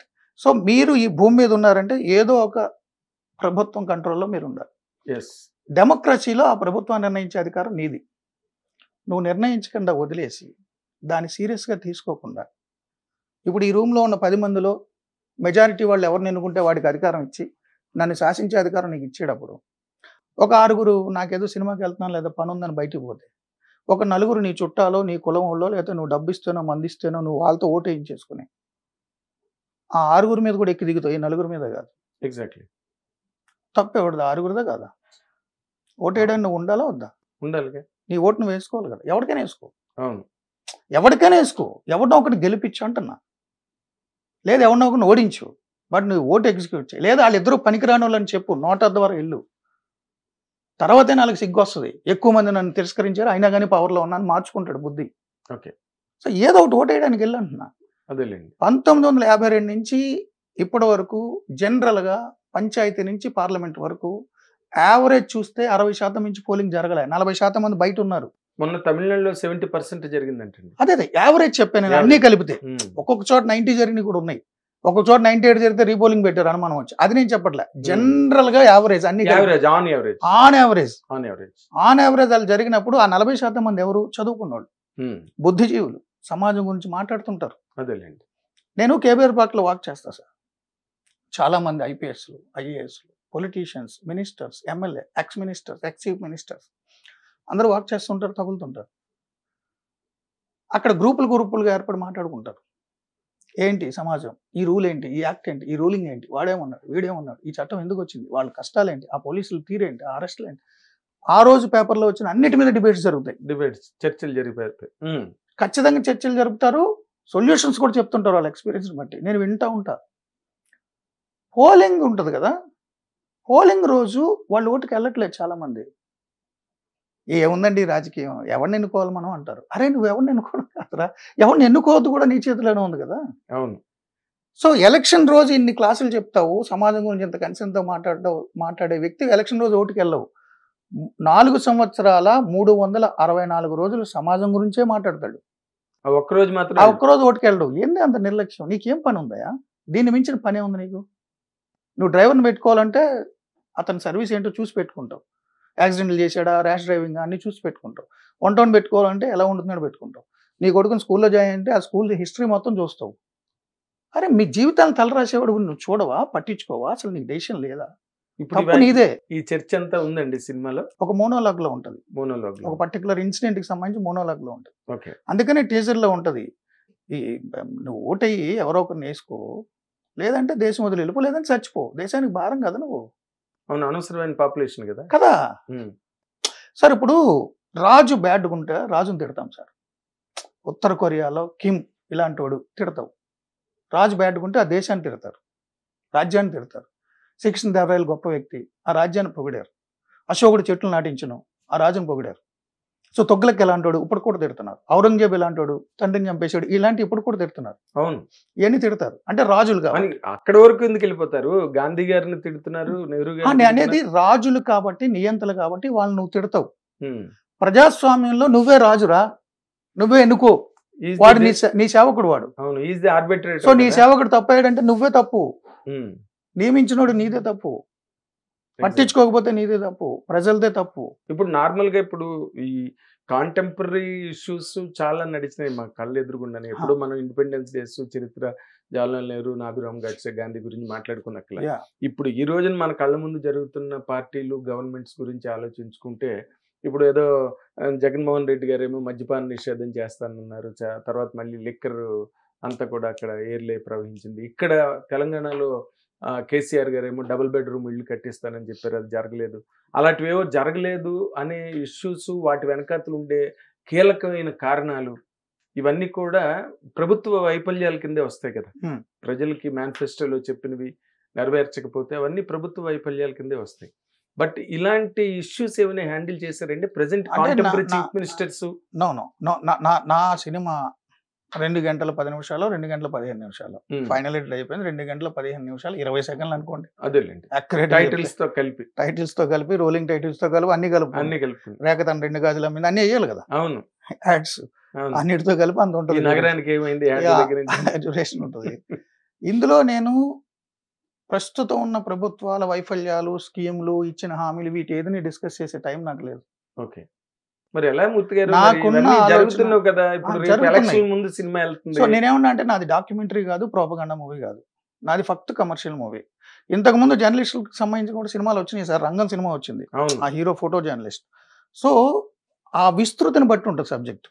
నేను ఎంచుకున్న సబ్జెక్టు రాజకీయ నాయకుల తీరు, వాళ్ళ స్కీమ్స్, వాళ్ళ ఫెయిల్యూర్లు, వాళ్ళ ప్రామిస్లతో నాకు పని లేదు. రాజకీయ నాయకుల తీరు, ప్రజల తీరు, Hmm. సొసైటీలో వాళ్ళు చేస్తే, మ్యానిపులేట్ చేస్తే ఏమైపోతుంది సొసైటీ. చెప్పాల్సిన వాడు ఎవడు? చెప్పాల్సిన వాడు జర్నలిస్ట్. జర్నలిస్ట్ చెప్తే వాడికి ఏమి ఎదురైనాయి, ఇలా ఉంటుంది నా సబ్జెక్ట్. అంటే చిన్న చిన్న పాయింట్ సార్. ఇప్పుడు ఎక్కడో అక్కడ మీరు దాన్ని యాంగులారిటీ అన్న దానికి ఇవ్వకపోతే ఆ కథకి లేదా సినిమా అంటే స్పాయిలర్ అవుతుంది, అందుకే చెప్పట్లే. నా క్యాన్వాస్ ఏంటి అనేది నేను చెప్తే స్పాయిలర్ అవుతుంది. అని మీరు చెప్పకపోవచ్చు, మేము అడగకపోతే మా తప్పు అవుతుంది. ఇందాక మీరు అన్నట్టుగా ఓటు వేయకపోతే తప్పు అన్నట్టుగా నా మోనోలాగ్ నేను టీజర్ ట్రైలర్ లో చెప్పాను కాబట్టి స్పాయిలర్ కాదు. నేను చెప్పేసాను నేను మీకు. అంటుంది ఏంటంటే నేను మీకు ఏది రివీల్ చేశానో బర్నింగ్ దాన్ని ఎక్స్ప్లెయిన్ చేయగలను. Yes, I 100% with all due regards to you. ఇప్పుడు బర్నింగ్ టాపిక్స్, ఇప్పుడు మీ సినిమా కరెక్ట్ గా ఏపీ ఎలక్షన్స్ ముందు పడుతుంది, ఇక్కడే ఎంపీ ఎలక్షన్స్ ఉన్నాయి ఏమండి. దీంట్లోని మీరు అటాకింగ్ గా ఆడియన్స్ లోకి వెళ్ళాలి, ఆడియన్స్ అటెన్షన్, ఎందుకంటే కమర్షియల్ సినిమా అంటున్నారు కమర్షియల్ కాబట్టి. సినిమా, సాంగ్స్ ఉంటాయి, ఫైట్స్ ఉంటాయి. అదే అన్న, కమర్షియల్ సినిమాలో ఇప్పుడు మామూలు జనరల్ కమర్షియల్ సినిమాకే కొన్ని టాపిక్స్ ని, కాంటెంపరీ టాపిక్స్ ని తీసుకుని కొడతారు. ఫర్ ఎగ్జాంపుల్ ట్యాగూరే తీసుకోండి, హాస్పిటల్లో ఏం జరుగుతుంది, చచ్చిపోయిన మనిషికి ఆపరేషన్ చేయడం కోసం హంగమా చేసి డబ్బులు దొబ్బడం మీద హీరో అటాక్ చేస్తాడు అందులో అండి. Yeah. దానివల్ల దానికి చాలా గొప్ప మైలేజ్ వచ్చింది. ఇప్పుడు నా సినిమాలో కూడా రాజకీయ నాయకులు ఓటర్లను ఆకర్షించడానికి ఎన్ని దుర్మార్గాలు చేస్తారు అనేది కాంటెంపరీ పాలిటిక్స్ లో ఉన్నదే ఉంటుంది. ఏముంది 2000 3000 ఇప్పుడు మాట్లాడుకుంటున్నారు ఏపీలో. నా సినిమాలు ఆడేలకు కూడా ఉంటుంది. మద్యం ఇవ్వడం, డబ్బులు పంపిణీ చేయడం, ఈ బ్రేకింగ్ న్యూస్లు కాదు, ఇది ఎక్కడ జరిగేదే. అసలు బ్రేకింగ్ ఏంటంటే అది నా స్టోరీ. ఓహో, అసలు బ్రేకింగ్ ఏంటి అన్నదే మీ స్టోరీ. అది నా స్టోరీ. మీరు చెప్పిన నా డైలాగుల్లో కూడా ఉంది. ఓకే, అయితే ఇక్కడ ఇప్పుడు ఓకే జనరల్ టాపిక్ కనుక ఇప్పుడు మీరు ఒక కన్సమేట్ జర్నలిస్ట్ కాబట్టి నేను ఇవన్నీ అడిగానండి. But when it comes to the point of a director, you being now, నేను అడిగే ఇప్పుడు దీంట్లో ఏంటంటే మొన్న మీ ప్రెస్ మీట్లో కూడా నేను అడిగాను మిమ్మల్ని, అది ఏంటంటే నారా రోహిత్ హీరో, సరే మీరు అన్నారు ఏదో రాఘవేంద్రరావుని పెట్టుకోవచ్చు కదా ఆ సినిమాకి, నేనే ఎందుకు, ఒకవేళ టీడీపీ సపోర్ట్ చేసే సినిమా అయితే వాళ్ళు రాఘవేంద్రరావుని తేవాలి కదా అని. బట్ రాఘవేంద్రరావుని తీసుకొస్తే దాంట్లోని జస్టిఫికేషన్ ఉండదండి. నేను ఒక సీనియర్ జర్నలిస్ట్గా మాట చెప్పగలను, ఎందుకంటే రాఘవేంద్రరావు తీస్తే అది రాఘవేంద్రరావు సినిమాలో ఉంటుంది అండ్ ఇట్ విల్ 100% ఇమీడియట్గా నెక్స్ట్ మినిట్ టీడీపీ స్టాంప్ దాని మీద పడిపోతుంది రాఘవేంద్రరావు చేస్తే, ఎందుకంటే they are all sympathisers of TDP party ever since NT Rama Rao. కానీ ఇప్పుడు మీరు చేశారనుకోండి, ఒక జర్నలిస్ట్ ముద్రే వస్తుంది దాని మీద తప్పితే, పైగా మీకున్న గ్రేటెస్ట్ ఎసెట్ మీ కెరీర్, అది క్వశ్చనింగ్ కెరీర్, ఆ కెరీర్ని అడ్డుపెట్టి సినిమా తీసారని అనుకోవడానికి అవకాశం లేదు. నాగేంద్ర సార్, నేను మీకు చెప్తున్నా, చంద్రబాబు కాదు మా బాబు ఆస్తులేనే వద్దన్నా, ఆ బాబు కాదు మా బాబు ఇచ్చిన ఆస్తులేనే వద్దన్నా, కన్న తండ్రి, కన్న తండ్రి, నా కన్న తండ్రి, నా తాతల నుంచి ఉన్న నాకున్న స్థలమో ఇల్లు పొలమో వద్దన్నాను. నేను తీసుకోలేదు, తీసుకోను, అది నా సిబ్లింగ్స్కి పోతుంది, ఎవరైనా తీసుకొని నాకు సంబంధం లేదు. ఆ బాబు కాదు, నా బాబు ఇచ్చిన ఆస్తే నేను తీసుకోలే, ఆ బాబు నాకేం పని, చంద్రబాబు ఇస్తే నేను ఎందుకు చేయాలి, నాకేం పని. అంటే మీరు చంద్రబాబు నేను ఎందుకు చేయాలి సినిమా అన్న, చంద్రబాబు కోసం ఎందుకు చేయాలి. ఎగ్రీడ్ చంద్రబాబు గురించి మీరు నా బాబు, నా తల్లి పెళ్లి చేసుకోమంటేనే నేను చేసుకోలే, నా పాలసీకి అడ్డొస్తే ఎవరు చెప్పి నిన్ను అదే చంద్రబాబు చెప్తే సినిమా ఎందుకు చేయాలి? కాదు సార్, నాకు ఇష్టం లేదు ఒకళ్ళ పార్టీ ప్రాపగండా చేయడం. కమింగ్ టు ది పాయింట్, పెళ్లి చేసుకోకపోవడం అనేది absolutely your personal matter sir. ఒక పార్టీకి ప్రాపగండా చేయడం చేయకపోవడానికి కూడా నా పర్సనల్ మ్యాటర్. నా పర్సనల్ పాలసీస్కి విరుద్ధంగా ఒక పార్టీ వాడి సినిమా తీయమంటే నేను తీను, నాకు అవసరం లేదు. నేను సినిమా అని కాదు, ఒక పార్టీ వాడు చెప్తే నా షోయే చేయను, సినిమా ఎందుకు చెప్తా? వేళ 9 PM నేను నా తరపున షో చేయంటే పో ఆడుకో పక్కెళ్ళంట ఏ పొలిటీషియన్ నేను. ఇప్పుడు మీరు అన్న మాటలు గురించే నేను మాట్లాడతాను సార్. ఇప్పుడు రామ్ గోపాల్ వర్మ గారు ఉన్నారు, ఆయన కూడా చాలా radical person. he has completely relinquished everything. ఆయన అయన్ రాండ్ గురించి చెప్తారు, ఆయన అలాగే ఉంటాడు. నేను నాకు అక్కలేదు, ఆయన వాళ్ళు ఎవరెవరు ఎక్కడున్నారో కూడా తెలియదు, ఏక్ నిరంజన్ లాగే ఆయన ఉంటారు. బట్ స్టిల్ ఆయన వైఎస్ఆర్సీపీని కొమ్ము కాస్తూ అది కూడా ఆయన ఓపెన్ గా చెప్తాడు కదండి. ఎగ్నెస్ట్ టీడీపీ ఆయన సినిమాలు చేశారు, ఆయన ఓపెన్ గానే చెప్తాడు. ఆయన చెప్పే రీజన్ ఎలా ఉంటుంది అంటే, మీకు చంద్రబాబు ఎందుకు ఇష్టం ఉండదు, జగన్ ఎందుకు ఇష్టం ఉంటుంది అంటే, చంద్రబాబు మాట్లాడే పాలసీలో అదంతా నాకు ఏదో స్టాటిక్ గా కనిపిస్తే ఒక యానిమేషన్ ఉండదు, నాకు యానిమేటెడ్ కావాలి. రాహుల్ గాంధీ స్టాటిక్ ఉంటాడు, మోడీ డ్రామాటిక్ ఉంటాడు, ఇష్టం అంటాడు. ఆ లాజిక్ అర్థం ఉందా? మీ యాంగిల్ అర్థం లేదు. ఆయనకు ఉంది, ఏం చేయాలి? ఆయన ఇష్టం అది. ఇప్పుడు ఆయన మాటకి నేను డైరెక్ట్ గా వర్మ గారు విన్నా కూడా నాకు అభ్యంతరం లేదు. ఆయన మాటకి ఆయన ఒక్కడు మాత్రమే లాజిక్ ని వెతుక్కోగలడు. ఆయన చెప్పిన దాన్ని మనం ఒప్పుకోక తప్పని పరిస్థితుల్లో జరుగుతూ ఉంటుంది. ఏమంటా అంటే నాగేంద్ర సార్, ఆయన ప్రోపగాండా మూవీ తీస్తున్నాను, వైసీపీకి మద్దతు అని చెప్తున్నాడు, తీస్తున్నాడు, తప్పుపడ్డానికి ఏముంది? ఏం లేదు, ఆయన ఇష్టం, అది ఏం లేదు, అది భావస్వేచ్ఛ. ఇప్పుడు నేనేమన్నానంటే, ఒకళ్ళు చెప్తే నేను జర్నలిజంలో నా షోనే చేయను, ఏ రాజకీయ పార్టీ వాడు చెప్తే నా షో చేయను. ఆ రోజు నా TV5లో చైర్మన్ గారు నాకు ఇచ్చిన ఉద్యోగాన్ని బట్టి 9 PM big news with Murthy, big news, ఆ రోజు జరిగిన బిగ్ బ్రేకింగ్ న్యూస్ బేస్ చేసుకుని నేను షో చేస్తా. పొలిటికల్ డెవలప్మెంట్స్ అవనివ్వండి, సొసైటీకి సంబంధించిన ఇష్యూస్ అవనివ్వండి. ఏ రాజకీయ పార్టీ నాయకుడో 9 PMలో నేను నా తరపున షో చేయండి, చెయ్యను, పక్కకి వెళ్ళి ఆడుకోమంట. సినిమా ఎందుకు చేస్తా? అదే ఇక్కడే this is where the whole doubt is locked అండి. ఎలాగంటే, ఇప్పుడు మీరు TV5 కాదు, అంతకుముందు ABN, అంతకుముందు ఇంకో చోట చాలా పలు సంస్థల్లో మీరు పనిచేశారు. అన్ని చోట్ల ఒకే రకమైన కార్యక్రమాన్ని మీరు నడిపారు, ఒకే మీటర్లో నడిచే ప్రోగ్రామ్స్ అన్ని కూడా. ఇక్కడి వరకు వచ్చేసరికి ఏంటంటే, ఈ kind of cinema is 100% okay. It may be an eye opener for all the public eye opener కావచ్చండి. ఎందుకంటే మీ తాలూకా సెలిబసీనో, మీ తాలూకు ఇంటిగ్రిటీనో నేను గౌరవించి అంటున్న మాట ఇది 100%. పబ్లిక్ ఐ ఓపెనర్ కింద పబ్లిక్నే క్వశ్చన్ చేసి దీంట్లో పోనీ మీరు ఒక జర్నలిస్ట్ గా మాట్లాడితే, ఒక ట్రూ జర్నలిస్ట్ గా కనుక మీరు మాట్లాడవలసి వస్తే, జగన్మోహన్ రెడ్డి గారి 5 ఏళ్ల పరిపాలనలో what is your comment on that అండి? యాజ్ ఎ జర్నలిస్ట్ గా అడుగుతున్నాను నేను మిమ్మల్ని. కాదు, నేను ఏమన్నానంటే, నేను ప్రతిరోజు చెప్తున్నా జగన్మోహన్ రెడ్డి గారు 5 ఏళ్ల పాలన మీద. Everyday 9 to 10, everyday. అవును, ఎవ్రీడే ఎవ్రీ వీక్ కాదు, ఎవ్రీడే 9 to 10 1 అవర్ పాటు జగన్మోహన్ రెడ్డి గారి పాలన, కేసీఆర్ గారి పాలన, ఇప్పుడు రేవంత్ రెడ్డి గారి పాలన, నరేంద్ర మోదీ గారి పాలన, 5 ఏళ్ళు వాళ్ళ పాలన గురించి చెప్పా. 2014-19 మధ్యలో చంద్రబాబు నాయుడు గారి పాలన గురించి చెప్పాను, నిలదీశాను, ప్రశ్నించాను. అంతకంటే ముందు చంద్రబాబు పాలన గురించి చేశాను, రాజశేఖర్ పాలన గురించి చేశాను. నాకు తెలుసు, ప్రభుత్వ పాలనలో నేను ప్రభుత్వాన్ని ప్రశ్నిస్తాను, నా హక్కు. వాళ్ళకి నచ్చని వాళ్ళు నా మీద దాడులు చేశారు, కులాలు ఆపాదించారు, కొట్టారు. మీ కులం ఆపాదించడానికి ఎవరో ఏదో చేస్తుంటారండి, ఎవరో ఏదో చేస్తారు, నేను పట్టించుకున్నాను. కాదు సార్, మీరు రెడ్డి కాదు, చౌదరి కాదు, ఇంకా మీకేం కాపు కాదు, మరి మీకేం కాదు నాగేందర్ సార్. నేను ఏమంటున్నానంటే, అంగారకుల మీద మనిషిని పంపిస్తున్నాం, 2024లో ఉన్నాం. అవును. సో సామూహికంగా సమాజం గురించి ఆలోచించే వ్యక్తి కులానికి పరిమితమై కులం గురించి ఆలోచిస్తూ చేస్తే ఎంత సంకుచితంగా ఉన్నాడు అనే దాని మీద నాకు అవగాహన ఉంది. అందుకని నేను కులం గురించి మాట్లాడను. 2024లో ఉన్నాం. సార్, మనం లండన్ వెళ్ళాము అనుకో, ఇండియన్ని పాకిస్తాన్ కలిపి ఏషియన్స్ అని పిలుపుతారు. ఇక్కడ తెక్కొట్టు చచ్చిపోతాం కదా. పాకిస్తాన్ లో ప్రభుత్వాలు ఏర్పడేదే భారత విద్వేషం మీద. 100% ఇన్నేళ్లుగా భారతదేశంలో కూడా పాకిస్తాన్ గురించి మాట్లాడుతానే ఎన్నికలు జరుగుతాయి ఈ మధ్య. అవును. అక్కడ మీరు లండన్ పోతే ఇద్దరిని ఏషియన్స్ అంటారు, తెలుసా? అవును, టోటల్ గా దే ఆర్ ఏషియన్స్ అంతే. సో మీరు ఎక్స్పాండ్ అయ్యే కొద్దీ, ఇప్పుడు ముందు మీరు, మీ పెళ్ళాం పిల్లలు, మీ అమ్మ నాన్న, అత్త మామ, బామ్మర్దులు, తర్వాత వీధి, ఊరు, పేట, రాష్ట్రం, దేశం, తర్వాత పైకి పోతే ఇంటర్నేషనల్ సైన్స్ స్పేస్ దాని మీద ఐఎస్ఎల్ మీరు కూర్చుంటే అక్కడ ఏ దేశం వాడు ఉంటాడు? 7 దేశాలలో అక్కడ ఉంటారు. రష్యా వాడు, చైనా వాడు, అమెరికా వాడు. దాన్ని ఏమంటారు? అంతే అంతే. ఏ ఆస్ట్రాయిడ్స్ వచ్చి కొట్టేతనంటే భూమి అంతా ఒకటే కాపాడుకోవడానికి.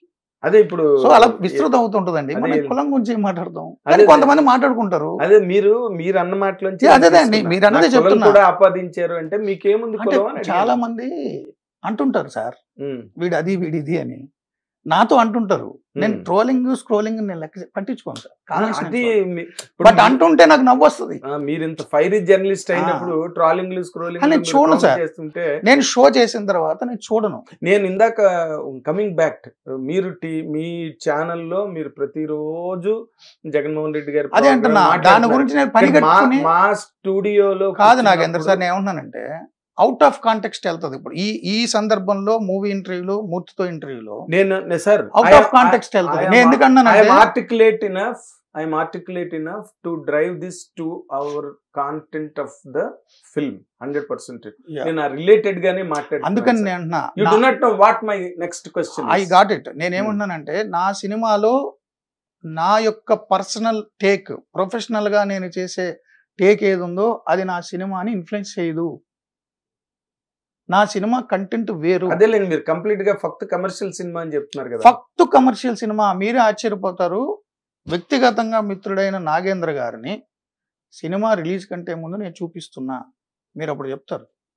ఈ షో అయిన తర్వాత మనం వెళ్దాం, మిక్సింగ్ అయిపోయింది, నేను మీకు చూపిస్తా షో ముందు. నేను ఇందాకే all due regards to your celibacy and integrity and commercial cinema.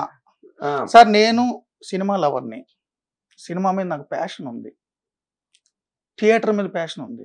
నేను కాలేజ్ డేస్లో నాటకాలు వేసాను. నా గురువు అద్దేపల్లి రామ్మోహన్ రావు డిగ్రీ కాలేజీలో, ప్రముఖ కవి విమర్శకులు, వారి ఆధ్వర్యంలో నాటకాలు వేసేవాళ్ళం ప్రతి సంవత్సరం. అంతకుముందు ఊర్లో నాటకాలు వేసాం. పరిషత్ పోటీలకు వెళ్ళేవాడు. మరి ఈ నటన వ్యాసంగంలోకి రాకుండా నేను నటుడుగానే వచ్చా ముందు. అప్పుడే మళ్ళీ ఇది తగిలింది. నేను ప్లే బ్యాక్ అనే ఒక మూవీ యాక్ట్ చేశాను. అది సైన్స్ ఫిక్షన్ మూవీ. ఆహాలో జక్కా హరిప్రసాద్ గారు నా మెంటర్. ఆయన first cinema director, playback director, Sukumar గారి క్లోజ్ ఫ్రెండ్, బ్రదర్ కింద లెక్క. వాళ్ళిద్దరూ కలిసే ఉంటారు. సో ఒక పర్టికులర్ క్యారెక్టర్ కోసం సైఫై మూవీకి ఒక జర్నలిస్ట్ కావాలి అనుకుని వాళ్ళు రీసెర్చ్ చేసినప్పుడు నేను కేబీఆర్ పార్క్లో వాక్ చేస్తుంటే నన్ను ఆయన చూసి, నేను ఫోన్ మాట్లాడడం, నా యాటిట్యూడ్ ఎవరికో వార్నింగ్ ఇస్తున్నట్టున్నా బహుశా, అదంతా చూసి తర్వాత యూట్యూబ్లో నా వీడియోలు చూసి నన్ను ఆయన వచ్చి కలిసి నన్ను యాక్ట్ చేయమన్నారు. నేను యాక్ట్ చేయలేను సార్ అంటే కాదని రిక్వెస్ట్ చేశారు, యాక్ట్ చేశాను. ఇంకో 2 సినిమాలు కూడా యాక్ట్ చేశాను. ఇంకోటి రాబోతుంది త్వరలో, అంటే నేను చెప్పలేను, అనౌన్స్మెంట్ అదే, వేరే బ్యానర్ కదా. సో 3 సినిమాలు యాక్ట్ చేశాను. యాక్షనే ఫస్ట్ నాకు. తర్వాత నేను కొన్ని సినిమాలు పాటలు రాశాను వేరే పేరుతో. వేరే పేరు ఎందుకంటే కొన్ని వాళ్ళే పేరు వేసేసుకున్నారు. అదే ఇప్పుడు మూర్తి నేను I don't even attribute an organisation also to you. Murthy is an independent institution of news making or news delivery. అది మీకున్న ఒక నాగేంద్ర సార్ మీకు తెలియదు, ఇండస్ట్రీలో ఒక రకమైన ఇది ఉంటుంది, ఒక ప్యాటర్న్, ఒక జానర్, ఒక క్యారెక్టర్ వేసారంటే ఇంకా అయ్యే క్యారెక్టర్లు వచ్చేస్తారు. అవును. ఇప్పుడు గుమ్మడి గారు ఎప్పుడో పాప చిన్న వయసులోనే గుండెపోటు వచ్చినట్టు వేస్తే గుండెపోటు గుమ్మడి అని పిలుస్తారు. అవును. కాంతారావు ఏదో కత్తి యుద్ధం చేస్తే కత్తి యుద్ధం కాంతారావు కాంతారావు అంటారు. సో చిన్న వయసులో క్యారెక్టర్లు వేసినా కానీ ఇంకా ఆ క్యారెక్టర్లు అయ్యే పడిపోతాయి. ఆ మీటర్లో ఉన్న రాసుకునే వాళ్ళకి అదే గుర్తొస్తుంది. సో అందుకని నేను రాసింది లవ్ సాంగ్స్. సో టీవీ5 మూర్తి అగ్రెషన్ అది ఉందా, ఈ చర్చలు జరుగుతాయని కాదు. మీరు పర్సనల్ ఫ్రెండ్ కాబట్టి అడుగుతున్నాను. అసలు పెళ్లి కాన్సెప్టే లేదు, పెళ్లి మూసే లేదు, ఆ ధ్యాస లేదు, మీరు లవ్ సాంగ్ రాయడం ఏంటండి? ఆ సిచ్యువేషన్ డిమాండ్ చేసింది. దర్శకుడు రచయిత వచ్చి నన్ను అడిగారు, రాశాను. అంతేనా? కవ్యంత అనే సినిమాలో రాశానండి ఫస్ట్ 2008. అంటే మాకు తెలియని లవ్ అఫేర్స్ ఏమైనా ఉన్నాయా మీకు? సొసైటీ మీద నా లవ్ అండి. ఓకే, అదే పెద్ద లవ్ అఫేర్. ఆ కిక్ ఎక్కిందంటే ఇంకేం పట్టదు. పూర్వజన్మలో భగత్ సింగ్ లేకపోతే అట్లా ఏమి ఉండవండి. నాకు పూర్వజన్మలు గత జన్మలు నాకు నమ్మకం లేదు. పుట్టుక ముందు భక్తుడని విన్నాను. లేదు, పుట్టుక ముందు ఏం లేదు, చావు తర్వాత ఏం లేదు. నాకు నమ్మకం లేదు. ఇది ఎక్కడ దొరికారండి బాబు మీరు? అసలు నమ్మకాలు లేవు సార్. ఈ లైఫ్ సార్ ఇప్పుడు మనం ఉన్నాము, మనం రక్త మాంసాలతో కళ్ళతో చూస్తున్నాం, నడుస్తున్నాం కాళ్ళతో. ఇది వాస్తవం. ఇప్పుడు ఓకే, ఇప్పుడు ఇన్నాళ్ళ తర్వాత అంటే ఓకే, మీరు కూడా ఒక ఏజ్ మెచ్యూరిటీ అనండి, లేకపోతే పెర్ఫెక్షన్ ఆఫ్ థాట్ అనండి, ఏదో ఒకటి మిమ్మల్ని ఆవరించి ఆక్రమించి ఉన్నాయి. బట్ తొలి రోజుల్లో when you're very informative years, తొలి దశలో, తొలినాళ్లలో, ప్రారంభ దశలో దెబ్బలు తిని కూడా మీరు మారడానికి ట్రై చేయలేదండి? అదే మారుతూ ఉండడం వల్ల మళ్ళీ ఎక్కువ దెబ్బలు తింటున్నాను. ఏం మారారు? దెబ్బలు చాలా మారాను. నేను జర్నలిస్ట్ అండి, నేను అదే సమాధానం మీరు- చెప్పాలనుకుంటే సార్, చెప్పేస్తా. మీరు వార్తలు రాసే దాని వల్ల మీరు దెబ్బలు తినడమో ఇంకోటో జరిగింది. మీకు డెత్ థ్రెటనింగ్ కూడా వచ్చింది. బట్ మీరు అప్పుడు కూడా మారాలనుకోలేదండి? ఆ, నేను ఎలా ఉండాలో అలాగే ఉంటా సార్. నా ఓకే. నా నా మనసు ఏది చెప్తే అంటే అది చేస్తా. ఈ కారణంగానే మీరు పెళ్లి చేసుకోలేదా? అని కాదు సార్. అంటే సార్ అంటే సింపుల్ పెళ్లి చేసుకోకపోవడంలో ఇలా ఉండగలుగుతున్నారా? కాదు సార్. నాగేంద్ర సార్ నేను ఏమంటానంటే అట్మోస్ట్ మనిషికి అత్యంత విలువైంది స్వాతంత్రం అండి. అవును, స్వతంత్రము స్వర్గ జీవనము అన్నాడు. కరెక్ట్. మనిషికి అత్యంత విలువైంది స్వతంత్రం. నా స్వేచ్ఛ, నా స్వాతంత్రం నాకు కావాలి. ఇంకొక వ్యక్తితో మింగిల్ అయ్యావు లైఫ్ లాంగ్ అంటే నీ స్వతంత్రం కట్ అవుద్ది, లేదా వాళ్ళ స్వతంత్రం కట్ అవుద్ది. ఎమోషనల్ ఇండిపెండెన్స్ చాలా ఇంపార్టెంట్ ఫైనాన్షియల్ ఇండిపెండెన్స్ కంటే కూడా. ఫైనాన్షియల్ ఇండిపెండెన్స్ ఉంటే అద్భుతం, నీ బతుకు నువ్వు పోతావు. ఒకవేళ నీకు డబ్బులు సరిగ్గా లేకపోతే మీ నాన్న ఇస్తాడు, లేకపోతే క్లోజ్ ఫ్రెండ్ ఇస్తాడు, ఏదో ఒకటి చేసుకుంటావు. బట్ ఎమోషనల్ ఇండిపెండెన్స్ అని నువ్వు ఎమోషనల్గా ఇంకొకరి మీద ఆధారపడ్డావు అంటే ఆ వ్యక్తికి ఏదైనా అయినా, లేదా ఆ వ్యక్తికి నీకు సమస్యలు వచ్చినా ఇక నువ్వు గింజుకు చేస్తావు, బయటపడలేవు. ఫైనాన్షియల్గా ఇబ్బంది అయితే ఎక్కడొక్కడ మళ్ళీ సర్దుకోవచ్చు, సర్దుకోవచ్చు. adjust చేసుకోవచ్చు. ఎమోషనల్ ఇండిపెండెన్స్ లేకపోతే, ఒకళ్ళ మీద ఒకళ్ళు డిపెండ్ అయితే ఆ జీవితం మామూలుగా ఉండదు. దుర్భరం- స్వేచ్ఛని, దుర్భరం- స్వతంత్రాన్ని కోల్పోతారు. దుర్భరం అయిపోతుంది. సార్ మీ పుట్టుక మీకు తెలియదు సార్. మీరు ఎప్పుడు పుట్టారో, ఎక్కడ పుట్టారో, మీ అమ్మ నాన్న ఎవరో మీకు చెప్పాలి. అమ్మ 9 నెలలు అదే నిండిపోయినాయి. పుట్టిన ఊరో, పుట్టిన తేదీ, ఆ, పుట్టిన నక్షత్రం ఏవో. అమ్మ పుట్టిన 9 నెలలు నిండిపోయినాయి, ప్రెగ్నెంట్, వర్షం పడుతుంది, కారు లేదు, ఆటోలో వెళ్తున్నావు, హాస్పిటల్లో పుట్టావు అని నీకు చెప్పాలి నీ అమ్మ నాన్న. అంటే నువ్వు ఎప్పుడు పుట్టావో, ఎలా పుట్టావో, ఆ సందర్భం ఏంటో నీకు తెలియదు. నీ పుట్టుక గురించి నీకు తెలియదు, అవును. ఎవరో ఒకరు చెప్పాలి. నీ చావు గురించి కూడా నీకు తెలియదు. నువ్వు రేపు పొద్దున వెళ్ళి చచ్చిపోతావు నీకు తెలియదు. ఎవరికి తెలియదు. యాక్సిడెంట్లో పోతావా, తీసుకు చచ్చిపోతావా, గుండాకి చచ్చిపోతావా, చచ్చిపోయిన తర్వాత అంత్యక్రియలు చేశారా లేదా, నీ పిల్లలు అమెరికా నుంచి వచ్చారా లేదా అనాథాశ్రమంలో పట్టుకుపోయారా, ఏ, పివి లేదా అలా నరసింహ- వదిలేశారా, పివి నరసింహారావు క్రిమేషన్ అంత దారుణంగా జరిగింది. మీకు చెప్పలేం. తెలియదు ఏం కాదు. చెప్పలేము. అదే. రాజశేఖర రెడ్డి గారిది కూడా పాపం ఆయన హెలికాప్టర్లో చనిపోతే ఆ డెడ్ బాడీకి సంబంధించిన అవయవాలన్నీ ఎతికి ఒకలాగా చేసి అంత్యక్రియలు మూట కట్టి చేశారు. పట్టుకొచ్చారండి. తర్వాత ఏ పార్ట్కి ఆ పార్ట్ దొరకలేదు. తర్వాత ఏదో ఒక చేయి దొరికిందని అన్నారు. అదే మూట, ఓకే. ఒక మూట వచ్చింది. నువ్వు Campus. ఎంత గొప్పవాడైనాక, ఎంత డబ్బున్నాడు అయినాక, ఎంత పెద్ద పదవులైనా ఉండు, ప్రధానమంత్రి అవ్వు, ఇందిరాగాంధీ గారు ఏమయ్యారు? ఏదైనాక నీ చావు ఎలా ఉంటుందో నీకు తెలియదు, చనిపోయిన తర్వాత ఏమైందో కూడా నీకు తెలియదు. సో నీ జీవితానికి ప్రారంభమైన పుట్టుక నీకు తెలియదు, ఎవడో ఒకటి చెప్పాలి. చనిపోయిన తర్వాత ఎవడు చెప్పినా నువ్వు లేవు, నీకు తెలియదు. అదేలేండి. మధ్యలో ఉన్నది చూసారా, అది నీ చేతిలో ఉండాలి. ఓకే. ఆ నీ చేతిలో ఉండాలన్న జీవితం, నీ జీవితం నీకు ఎంత ముఖ్యమో, 20 ఏళ్ళలో 25 ఏళ్ళలో నీ చదువు, నీ సంధ్య, నీ ఫ్రెండ్స్, నీ ఆశయాలు, నీ కోరికలు, నీ వీక్నెస్లు, నీ ప్లస్ పాయింట్లు, నీ మైనస్ పాయింట్లు, నీ ఎమోషన్స్, అంటే- నీకు ఎంత గొప్పో ఆ, ఇంకో వ్యక్తి కూడా అంతే. అవును. ఇంకో వ్యక్తి కూడా అంతే. Of course. తన జీవితం కూడా 25 ఏళ్ళు, తన చదువు సంధ్య, తన ఆలోచనలు, తన బ్రెయిన్, తన చుట్టాలు, తన అక్క చెల్లెళ్ళు, తన ఫ్రెండ్స్, తన వీక్నెస్లు, తన డ్రీమ్స్, తన సినిమాలు, తన కళలు, అలాంటి ఒక ఎంటిటీ నీతో కలుస్తుంది 25 ఏళ్లకు 28 ఏళ్లకు. వచ్చే 50 ఏళ్ళు అండర్ వన్ రూఫ్ మన ఇద్దరం ఒకేలా బతకాలి, నీకు నువ్వు నాకు నేను అని ఒక డాక్యుమెంట్ రాసుకోవడం, అగ్రిమెంట్.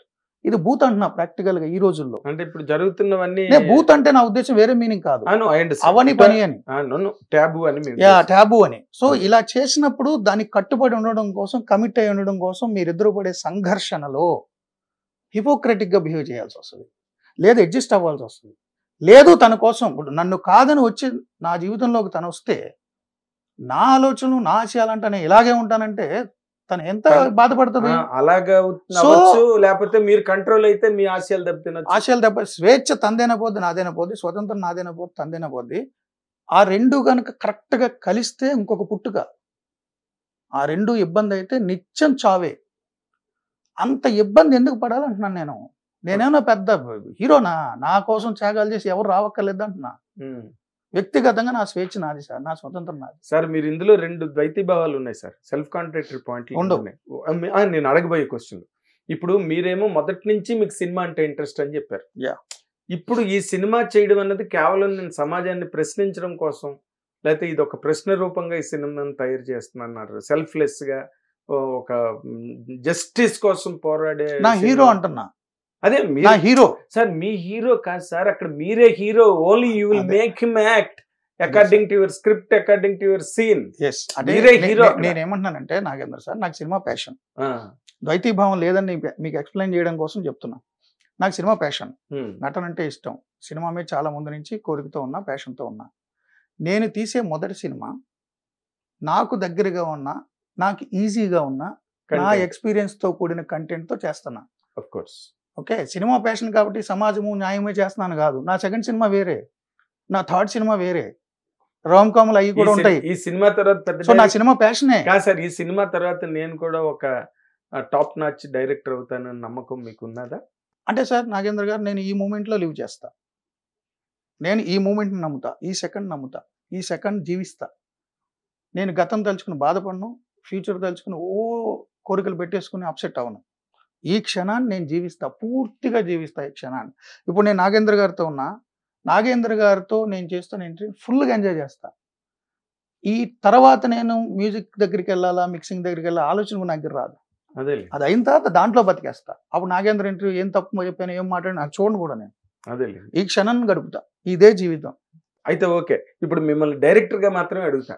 ఇప్పుడు జనరల్గా ఈ కథ గురించి, సరే మీకు టీడీపీతో సంబంధం లేదన్నారు, వాళ్ళ డబ్బుల గురించి నేను సినిమా చేయలేదన్నారు, ఇవన్నీ ఓకే. నేను మీ మీద ఉన్న గౌరవం లేకపోతే మీ వ్యక్తిత్వం మీద ఉన్న నాకున్న అవగాహనతో నేను వాటన్నిటికీ ఒప్పుకుంటా. కానీ మీరు డైరెక్టర్గా ఇప్పుడు మిమ్మల్ని నేను అడగాలంటే, మీరు ఈ సినిమా వరకు మీకు కన్వీనియంట్గా ఉందని నారా రోహిత్ని పెట్టుకున్నారు ఈ సినిమా. అంటే నాకు నచ్చాడు కాబట్టి జర్నలిస్ట్, ఆయన వాయిస్ ముఖ్యం అండి. వాయిస్ సెటిల్డ్ పెర్ఫార్మెన్స్ కావాలి, బేస్ వాయిస్ ఉంటుంది, మీరు చెప్పారు మొన్న. అందుకని అందుకే నేను అది అడగట్లా. ఇన్ జనరల్ గా రాబోయే టైంలో ప్రతి డైరెక్టర్ కి, మీరు ఒక సినిమా అభిమానిగా, సినిమా జీవిగా మాత్రమే నేను అడుగుతున్నా, ప్రతి డైరెక్టర్ కి అంటే new entrant into that arena called direction, అందులో ప్రతి వాళ్ళకి ఈ హీరో అనే ఒక డ్రీమ్ హీరో ఉంటాడు. నా డ్రీమ్ హీరో ఎప్పటికీ చిరంజీవి అండి. నేను చదువుకునే రోజు నుంచి నేను చిరంజీవి ఫ్యాన్స్ లో పనిచేసాను అంటున్నాను కదా. My hero, idol hero Chiranjeevi గారు. ఓకే సార్, నేను పోస్టర్లు అతికిచ్చేసారు మైదాపిండి రాసి చిరంజీవి గారి కోసం ఊర్లలో బ్యానర్లు కట్టాను. ఒక్కొక్కసారి అయితే క్వార్టర్లీ, హాఫ్ ఇయర్లీ ఎగ్జామ్ కూడా ఎగ్గొడేసా సినిమాకి. అయ్యి బాబోయ్, చిరంజీవి గారు హీరో, ఏం చేయండి దానికి. అంటే మీరు డ్రీమ్ హీరో చిరంజీవి గారు. అవకాశం వస్తే నేను ఆయన డైరెక్ట్ చేయాలని కోరిక ఉంది నాకు. అవకాశం వస్తుందో రాదో నాకు తెలియదు, సందర్భం నాకు తెలియదు. నేను అందుకే ఫ్యూచర్లో లీవ్ చేయను అంటున్నా. ఈ మినిట్ లో నాకు కోరిక ఉంది కదా. అలాంటి కథ ఏదైనా రాసుకున్నారా? బ్రహ్మాండమైన కథ ఉంది చిరంజీవి గారి కోసం. అవునా?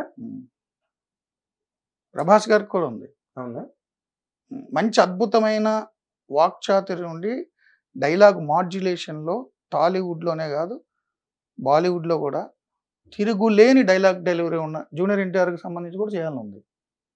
చాలా ఉన్నాయి డైరెక్టర్, ఒక డైరెక్టర్గా. సార్ మీరు ఇంకా మిమ్మల్ని అడిగేదే ఉంది అసలు. మీ నానిని కూడా చేయాలని ఉంది. అయితే నానిని కూడా చేయాలని ఉంటుంది. అదే మీరు నాని మంచి న్యాచురల్ బాయ్ నెక్స్ట్ డోర్ లాగా ఉంటాడు. బాయ్ నెక్స్ట్ డోర్ ఏదో అట్లా మాట్లాడుతున్నాడు, బాగుంటాడు అబ్బాయి. You can mould him. ఒక డైరెక్టర్ గా దేనికైనా. ఇప్పుడు చిరంజీవి గారిని మీరు మౌల్డ్ చేయలేరు, మీరు మౌల్డే మీ కథ. ఎందుకంటే ఆయన ఇమేజ్ చాలా. ఎందుకు సార్, నేను మొన్న మ్యాడ్ అనే సినిమా చూసి అందులో సంగీత్ శోభన అబ్బాయి భలే చేశాడు. అబ్బాయి అవును, చాలా బాగా చేశాడు. కొంచెం క్యారికేచర్ లాగా. హాలీవుడ్ లో ఒక ఆర్టిస్ట్ ఉంటాడు, చాలా టిపికల్ గా ఉన్నాడు. టిపికల్ గా ఉన్నాడు, టైమింగ్. సో ఒక డైరెక్టర్ గా అంటే నేను ఏ సినిమా చూసినా నాకు ఏదో ఒక థాట్ వస్తుంటది ఒక్కొక్కళ్ళ మీద. ఓకే, అంటే మీకు హీరోయిన్ ఓరియంటేషన్ మీద ఏమీ లేదు, అంత హీరోలే. అంటే జనరల్ గా హీరోయిన్ ఓరియంటెడ్ స్క్రిప్ట్ నా దగ్గర లేదు, బట్ థాట్ ఉంది. ఎవరు సరిపోతారండి దానికి? అది ఇంకా మెచ్యూరిటీ రాలేదు ఇంకా స్టోరీకి. ప్రిమెచ్యూర్ స్టేజ్ లో ఉంది. ఓకే, ఇంకా థాట్ రాలేదు.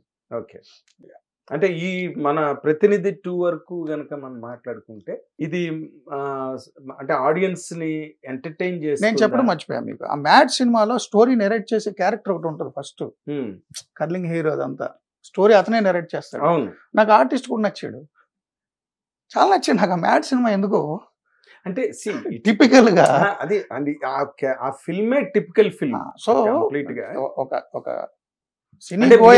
చాలా మంది క్యారెక్టర్లు నచ్చుతుంటాయి. ఏంటంటే చిరంజీవి గారు, ప్రభాస్, జూనియర్ ఎన్టీఆర్ కాదు, నాకు ఇలాంటి ఆర్టిస్టులు కూడా, అలాంటి వాళ్ళు కూడా నా బుర్రలో ఉంటారని. అంటే చిరంజీవి గారు, ప్రభాస్ గారు సినిమాలు చేయాలంటే ఇయర్స్ పడుతుందండి. అవును, ఇమీడియట్ గా ఏదైనా సినిమా చేయగలను నేను మంచి ఆర్టిస్ట్ కొత్త ఆర్టిస్టులతో చేయగలను. అంటే అలా కాదు కదా, కుదిరితే ఓకే. ఇప్పుడు మీరు ఒక కథ తీసుకెళ్లి నిజంగా చిరంజీవి గారికి చెప్తే అది నిజంగా అది అంత అత్యద్భుతంగా ఉంటే ఇప్పుడు మరి విశ్వంబర్ సినిమా ముందుకు ఎలా వచ్చిందండి? ఆ కథలో ఉండే మెరిట్ బట్టే అది ముందుకు వచ్చింది. అంటే అయితే కళ్యాణ్ కృష్ణ ప్రాజెక్ట్ ముందుకు రావాల్సింది, అది వెనక్కి వెళ్ళి అవన్నీ జరగచ్చు. నేనేమన్నా అంటే నేను ఇమ్మీడియట్ గా రెడీగా లేను. నేను నా మెయిన్ కోర్ జర్నలిజం నేను ఇమ్మీడియట్ గా వదులుకోలేను. నేను రెండు బ్యాలెన్స్ చేయాలి. నా చైర్మన్ టీవీ చైర్మన్ గారు నాకు పూర్తి మద్దతు ఇచ్చారు కాబట్టి ఇది చేయగలిగా. నేను రెండు చేసే తెలుసా మీకు, షూటింగ్ చేస్తూ నేను 9 PM షో మిస్ అవ్వలేదు. మహా అయితే 5-6 రోజులు మిస్ అయినేమో చైర్మన్ గారు పర్మిషన్ తీసుకొని. తర్వాత మోర్ ఇంపార్టెంట్ క్వశ్చన్ ఇంకోటండి, ఇప్పుడు ఇన్ జనరల్ గా మీరు ఈ సినిమాలో జర్నలిస్ట్ క్యారెక్టర్ ని డిపిక్ట్ చేస్తున్న ఆ ట్రాజెక్టరీలో ఆర్గనైజేషన్స్ కొన్ని పార్టీలకి కమిట్ అయిపోయి పనిచేస్తున్నాయి. కమిట్ అయ్యి ఐ డు నాట్ హ్యావ్. నా సినిమాలో డైలాగ్ ఉంటుంది. నా హీరో కొన్ని ఛానల్స్ లో స్టోరీ చేసినప్పుడు టెలికాస్ట్ కాలేదు కాబట్టి అనేసి ఫ్రీలాన్స్ చేసుకుంటాడు. అందుకని వేరే ఛానల్ వాళ్ళు వచ్చి అతను తీసుకుంటారు, కన్విన్స్ చేస్తారు. అన్ని ప్రశ్నించాను, మీడియాను కూడా ప్రశ్నించాను. అవునా? నన్ను నేను కూడా ప్రశ్నించుకున్నా, జర్నలిస్ట్ కూడా ప్రశ్నించాను. దెబ్బలు తినరు కదా మళ్ళీ? సహజం కదా, తింటే ఏమవుతుంది, ఇంకా పాపులర్ అవుతానంటారా? పాపులర్ కూడా కదా సార్, నేను పాపులారిటీ కూడా నమ్మను నాగేంద్ర సార్, నిజంగా చెప్తున్నా. మరి సమాజం గుర్తించుకోవాలి, పాపులారిటీ రానుకుంటే నమ్మను. ఎందుకంటే పాపులారిటీ అన్న మాటకి మాత్రం నేను ఇక్కడ మీరు ఎంత కరాఖండిగా మాట్లాడతారో నేను కూడా అంతే కరాఖండిగా ఇక్కడ మాట్లాడుతున్నా. మీరు చేసిన స్టోరీలు లేదా మీరు చేసిన ప్రోగ్రామ్స్, మీరు రాసిన వార్తా కథనాలు ఏమిటో ఈరోజు ఎవరికి గుర్తు లేకపోయినా, మూర్తి దెబ్బలు తిన్న జర్నలిస్టు, మూర్తి నీ వేళ్ళు చేతులు కట్ చేసిన జర్నలిస్టు అని మీకు ఒక పాపులారిటీ ఉంది. మీరు రాసిన వార్తా కథనాలు ఈ రోజు ఎవరికి గుర్తులేవు. Correct sir. అంటే నేను ఏమన్నానంటే సార్, సమాజం గుర్తించుకోవడము, పాపులారిటీ గుర్తించడం ఇది ఏంటంటే తాత్కాలికం. నేను ఒక పాయింట్ చెప్తాను. అల్జీమర్స్ లాంటి వ్యాధి వస్తే నేను మర్చిపోతా సార్. సమాజం నన్ను గుర్తించుకోవడం, నన్ను నేనే గుర్తించుకో, నా పేరేంటో నాకు తెలియదు. ఈ దేశాన్ని ఏలినటువంటి మహారాజకీయవేత్త వాజ్పేయి చివరి దశలో ఆయన మర్చిపోయాడు. ఎవరు వచ్చినా గుర్తుపట్టేవారు కాదు. అద్వానీ గారు వస్తే మాత్రం కళ్ళల్లో ఏదో నీళ్ళు వచ్చాయని ఏదో రిపోర్టింగ్ చదివా, లోపల ఎక్కడో తాపత్రయపడి ఉంటుంది ఆ బ్రెయిన్. సో ఆయన ఎవరో ఆయనకు తెలియదు అంటున్నా. జార్జ్ ఫెర్నాండెస్ దేశ రక్షణ మంత్రి, మిగ్లో ప్రయాణించిన మొదటి రక్షణ మంత్రి, ఆయన మర్చిపోయాడు. అవునండి. ఆయన సహచరి పార్లమెంట్ జరుగుతుంది వెళ్ళాలంటే పాపం తీసుకెళ్లి పార్లమెంట్ బిల్డింగ్ దగ్గర చూపించి వచ్చేవారట కొద్ది రోజులు. ఆయన అప్పుడు ఎంపీ కాదు. అదే నోడి అప్పుడు. సో మనమే మర్చిపోతాం సార్. అల్జీమర్స్ లాంటి రోగం వస్తే సమాజం ఎందుకు గుర్తించుకోవాలని కోరుకోవాలి? నేను ఈ మూమెంట్ లో లివ్ చేస్తాను, నాకు ఇది నచ్చింది. మీరు మరీ చమత్కారం మాట్లాడారు. మీరు అన్ని గుర్తుంచుకునే పనులు అన్ని చేస్తూ నన్ను ఎవడు గుర్తు పెట్టుకుంటాడండి అంటారు ఏంటండి? మరి అంత కాదు సార్, గుర్తు పెట్టుకోవాలనే ఉద్దేశంతో చేయను అంటున్నా.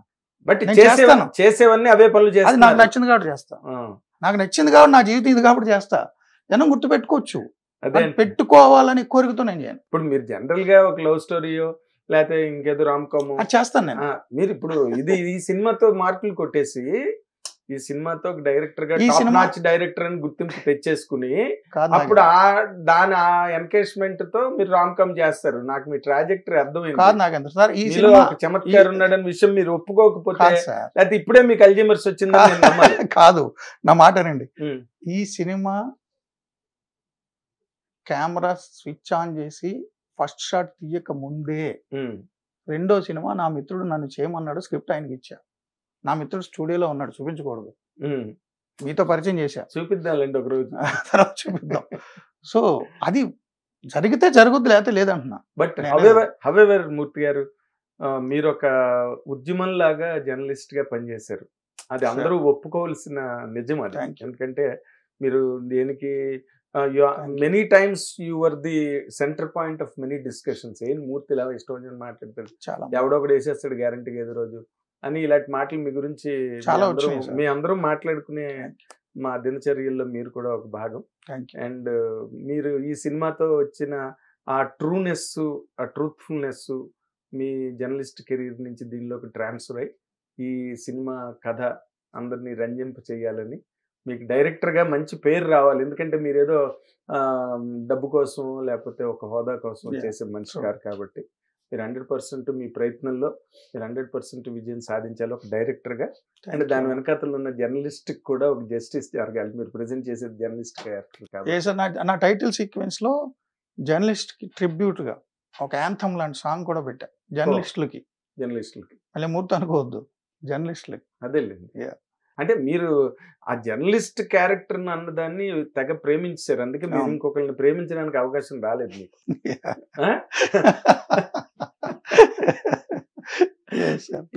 ఈ కెరీర్ ని ఆ పాత్రని బాగా ప్రేమించారు కాబట్టి ఆ పాత్ర మీదే పాట రాయించారు. వెరీ నైస్ అండి. నేను అందుకే చెప్తున్నా, మీలాంటి డైరెక్టర్లు మీడియాకి చాలా అవసరం. ఒక ఎమోషన్ ని ఒక రోజున టి కృష్ణ గారు, ఒక రోజు వేజెల్ల సత్యనారాయణ. సో ఆ తర్వాత కొంచెం ఆ జానర్ తగ్గిందండి. ఇప్పుడు మళ్ళీ మీతో మంచి పాటలు జాలాది లాంటి వాళ్ళు ఎన్ని రాశారు, అద్భుతమైన పాటలు, చాలా చాలా. అంటే ఒక ప్రోగ్రెసివ్ థాట్స్ ఉన్న అదే టెక్నీషియన్లు చాలా మంది ఒక దశలో చేశారు. అదే ఇప్పుడు అసలు ఆ ప్రోగ్రెసివ్ థాట్ అన్నది వేరే లైన్ లో పనిచేస్తున్నదండి. ఎందుకంటే యంగ్ డైరెక్టర్స్ అందరూ కూడా చాలా మంచి ప్లెయిన్ ఉన్న, అంటే ఇప్పుడున్న జనరేషన్ కి అది ఇర్రెలెవెంట్ అయిపోయింది. పిచ్చోడరేడ్ అంటారు. అంటే ఎందుకంటే ఇప్పుడు ఈ రోజున ఉన్నదంతా ఐటీ వరల్డ్ అండి, కాంపిటెంట్ వరల్డ్, టెక్నికల్ జనరేషన్ వచ్చేసింది కంప్లీట్. నా మేనల్డు నా మేనగోడలే నన్ను తిడుతుంటారు, ఏందిరా జీవితం. అదే కదా.